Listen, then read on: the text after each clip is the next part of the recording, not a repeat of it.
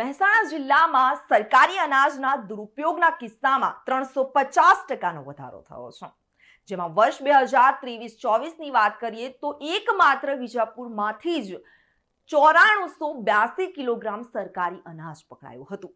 ત્યારે વર્ષ 2024-25માં તે 3,43,685 કિલોગ્રામ સરકારી અનાજ પકડાયું હોવાના આંકડાઓ સામે આવ્યા છે. તારીખ 1 ફેબ્રુઆરી 2024 થી 31 જાન્યુઆરી 2025 સુધીમાં 3,43,685 કિલોગ્રામ અનાજ પકડાયું છે. વર્ષ 2024-25માં સતલાસણામાંથી 38,125 કિલોગ્રામ અનાજ પકડાયું છે, જ્યારે વિસનગરમાંથી 24,355 કિલો અનાજ પકડાયું છે. મહેસાણાની વાત કરીએ, મહેસાણામાંથી 461 કિલો અનાજ પકડાયું છે અને કડીમાંથી 2,80,744 કિલો અનાજ પકડાયું હોવાની માહિતી મળી રહી છે.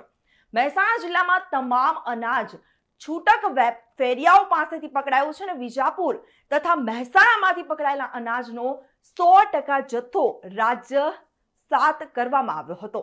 ત્યારે હાલ કડી અને સતલાસણામાંથી પકડાયેલ અનાજ મામલે પોલીસ ફરિયાદ દાખલ કરવામાં આવી છે.